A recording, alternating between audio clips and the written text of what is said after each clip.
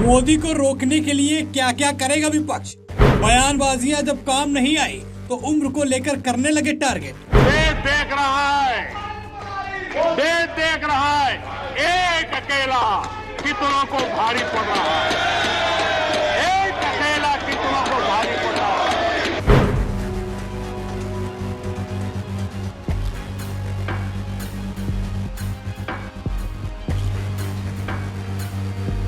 PM Modi की जितनी fan following देश में है उतना विपक्ष को ये चुटकी काटती है और सोचते हैं आखिरकार मोदी को रोका कैसे जाए। और इसी रोकने की जद्दोजहद में दिल्ली के पूर्व मुख्यमंत्री अरविंद केजरीवाल ने नई चाल चली है। अरविंद केजरीवाल ने आरएसएस चीफ मोहन भागवत को पत्र लिखते हुए कहा और पूछा कि पीएम मोदी के उम्र को कहा कि वो 75 साल की रिटायरमेंट वाला कानून मोदी पर नहीं लागू होगा। इसके बाद पूर्व प्रधानमंत्री अटल बिहारी वाजपेयी की लाइन से शुरुआत करते हुए लिखा, पार्टियां तो आती जाती रहेंगी, चुनाव तो आते जाते रहेंगे, लेकिन भारत देश का तिरंगा आसमान में गर्व से हमेशा लहराए, ये सुनिश्चित करना हमारी सबकी जिम्मेदारी है। लेकिन केजरीवाल का दांव जो खेलना चाह रहे हैं वो बेहद कमजोर पड़ता हुआ नजर आता है, क्योंकि जिस मोदी को तोड़ने के लिए विपक्षी दलों की पार्टियों ने गठबंधन बनाया था उसके बावजूद भी मोदी को पीएम बनने से नहीं रोक पाए और अब उम्र को लेकर पत्र लिख के क्या दिखाना चाहते हैं।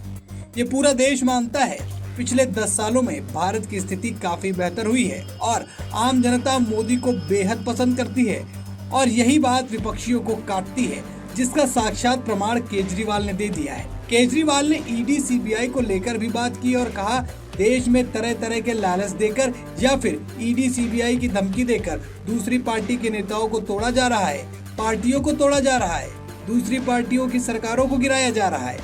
उसके बाद मोदी और अमित शाह को टारगेट करते हुए मंच से दिए गए भाषणों को भी टारगेट किया। साथ ही जेपी नड्डा को टारगेट करते हुए लोकसभा चुनाव के दौरान आरएसएस की जरूरत नहीं है वाले बयान पर भी भाजपा और जेपी नड्डा को टारगेट किया और फिर आखिरी में मोदी की उम्र को लेकर कहा कि आप सबने मिलकर कानून बनाया कि 75 साल की उम्र के बाद भाजपा नेता रिटायर हो जाएंगे। इस कानून का खूब प्रचार किया गया और इसी कानून के तहत आडवाणी जी और मुरली मनोहर जोशी जी जैसे कई कद्दावर भाजपा नेताओं को रिटायर किया गया। पिछले 10 वर्ष में इस कानून के तहत अन्य कई भाजपा नेताओं को रिटायर किया गया। उन्होंने उसमें कई नाम भी बताए और कहा अब अमित शाह जी का कहना है कि वो कानून मोदी जी पर लागू नहीं होगा। क्या इस पर आपकी सहमति है? इतने बड़े पत्र में सबसे ज्यादा किसी विषय में बात की गई तो वो मोदी की उम्र पर।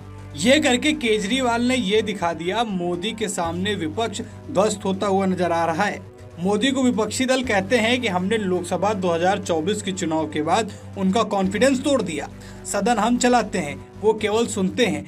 ऐसे तमाम बयानों ने केजरीवाल के इस पत्र को निराधार कर दिया और ये साफ दिख रहा है कि मोदी को रोकना विपक्ष के बस की बात नहीं रह गई है, इसलिए तरह तरह की बातें बना रहे हैं।